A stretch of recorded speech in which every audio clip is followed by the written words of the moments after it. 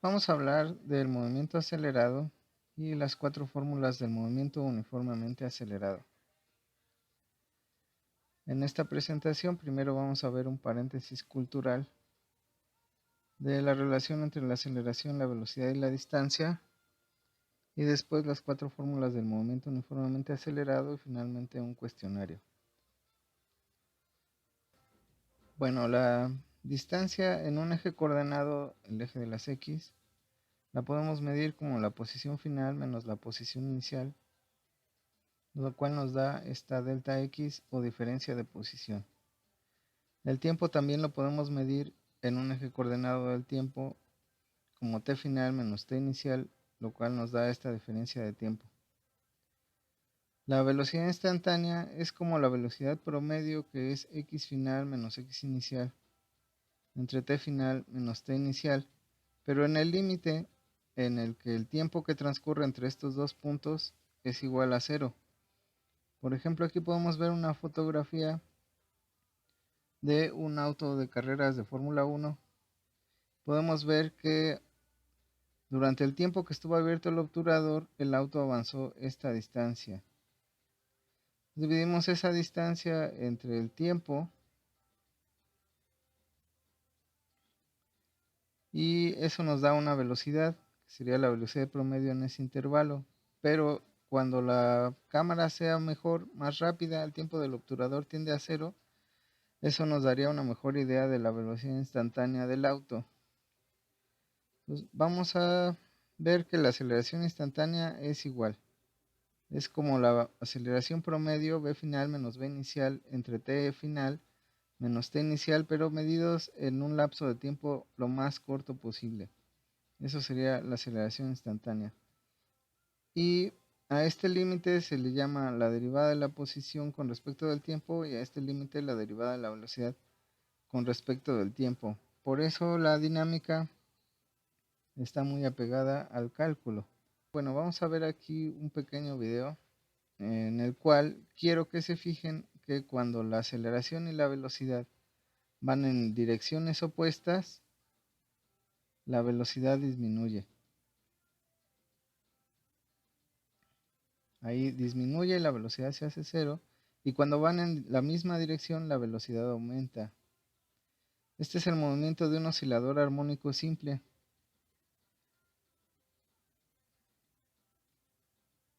Entonces, cuando la aceleración y la velocidad van en la misma dirección, la velocidad aumenta, y cuando van en direcciones contrarias, el objeto se frena. El objeto nada más se está moviendo en el eje de las X, pero está oscilando de manera uniforme. En esta otra animación, quiero que vean que la velocidad es igual a la pendiente de la recta tangente a la curva. Este es en un espacio de posición contratiempo. Entonces, podemos ver cómo la pendiente de la recta tangente va variando. Cuando la partícula llega a uno de los extremos, su velocidad se hace cero y la recta se hace completamente horizontal. Ahí su pendiente es cero. Cuando la partícula pasa por el cero, su velocidad es máxima y entonces la recta tiene una pendiente máxima. Bueno, aquí estamos en un espacio de velocidad contratiempo. Esta curva nos dice qué velocidad tiene la partícula en tal momento. Y este es un movimiento muy general en el que la partícula se mueve rápido y luego se detiene y luego otra vez se acelera y luego se desacelera. Entonces, mientras que esto sería la pendiente de una recta, aquí en cada punto hay que sacarle el límite cuando tiende a cero. Eso nos daría la pendiente de la recta tangente a la curva. Vamos a ver la animación. La partícula sale rápido y luego se detiene, luego se vuelve a acelerar, luego se vuelve a detener suavemente. Entonces aquí la aceleración cambia mucho. La aceleración es la pendiente de la recta tangente. En la misma gráfica de velocidad contra tiempo para el mismo movimiento, podemos tratar de medir la distancia. Si aproximamos la curva verde, dividiéndola en trocitos de ancho delta t, por la velocidad promedio en cada intervalo de tiempo, podemos pensar que de aquí a aquí la partícula tenía esta velocidad y de aquí a aquí la partícula tenía esta velocidad. Entonces la velocidad promedio es igual a delta x entre delta t, la ecuación del movimiento rectilíneo uniforme. De aquí el tiempo está dividiendo, pasa multiplicando, y entonces al multiplicar la velocidad promedio por el tiempo nos da una pequeña distancia delta x. Entonces en este rectángulo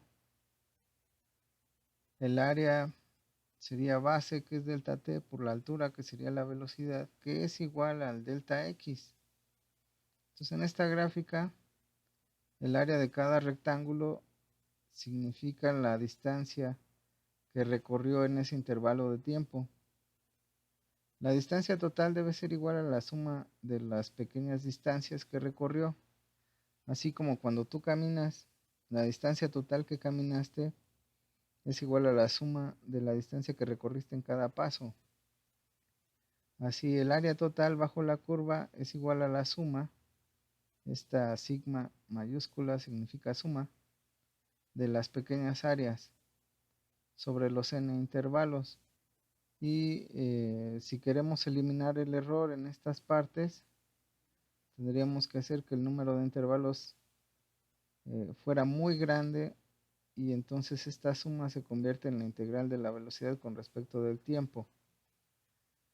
Lo importante aquí es que la distancia es igual al área bajo la curva.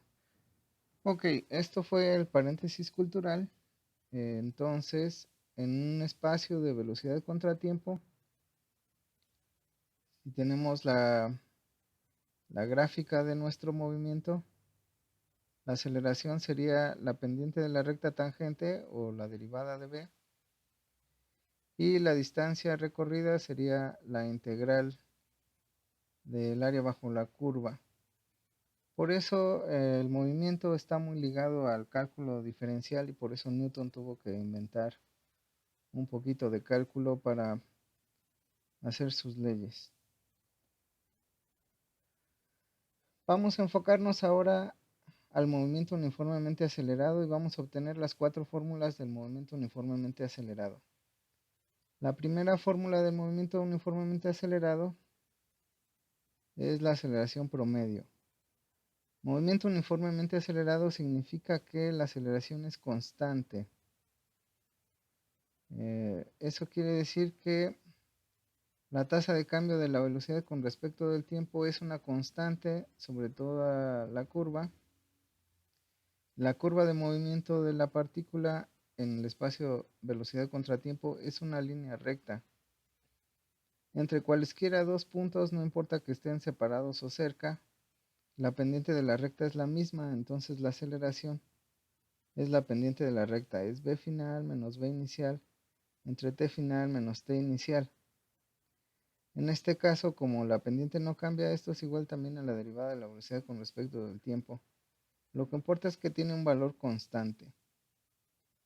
Esta es la fórmula 1 del movimiento uniformemente acelerado. También podemos de aquí despejar la velocidad final y toma esta forma, pero es la misma ecuación. Aquí tenemos que notar que esta fórmula relaciona aceleración, velocidad y tiempo, pero no nos dice nada de la distancia. Ok, la segunda fórmula es para obtener la distancia. En este espacio de velocidad contra tiempo, en un movimiento uniformemente acelerado, la distancia es el área bajo la recta en este intervalo del tiempo inicial al tiempo final. El área la podemos dividir como el área de este rectángulo más el área de este triángulo. El área del rectángulo es muy sencilla, es base por altura. Entonces, la base es la diferencia t final menos t inicial y la altura es el valor de la velocidad inicial. Eso nos da el área del rectángulo, velocidad inicial por tiempo. Antes de calcular el área del triángulo, tenemos que ver que la base es el tiempo, la altura es la diferencia de velocidades, pero de la primera ecuación podemos despejar la diferencia de velocidades. Este tiempo está dividiendo, pasa multiplicando, entonces la diferencia de velocidades es igual a la aceleración por tiempo. Entonces, el triángulo tendrá una altura igual a la aceleración por tiempo. El área del triángulo es base, que es el tiempo, por la altura, que es aceleración por tiempo, sobre 2. Y simplificando esto, poniendo esta diferencia de tiempos como el tiempo, nos da esta forma que es la más usada de esta ecuación. La distancia es igual a velocidad inicial por tiempo más 1/2 de la aceleración por el tiempo al cuadrado. Otra fórmula muy usada del movimiento uniformemente acelerado es obtener la relación entre la distancia, la velocidad final y la aceleración. Entonces aquí vamos a obtener la distancia en función de la aceleración y la velocidad final sin el tiempo. Entonces habíamos quedado en que la distancia es el área bajo la curva en este intervalo. Eso lo vamos a calcular como un triángulo grande menos un triángulo chiquito.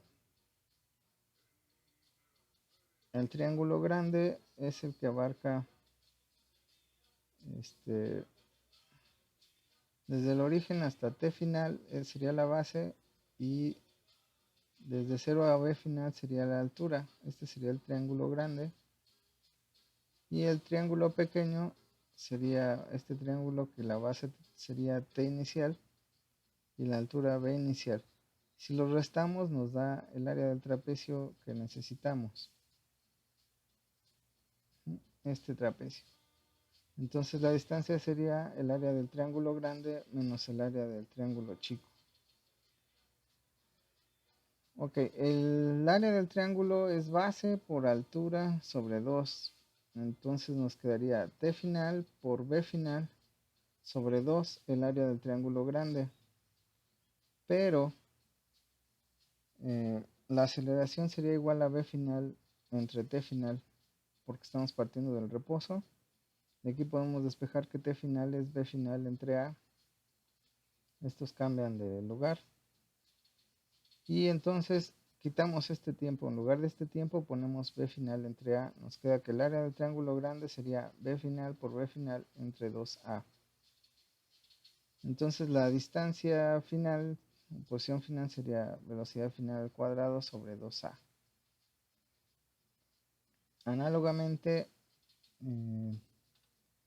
podemos calcular el área del triángulo chico como base, que es t inicial, por altura, que es b inicial, sobre 2.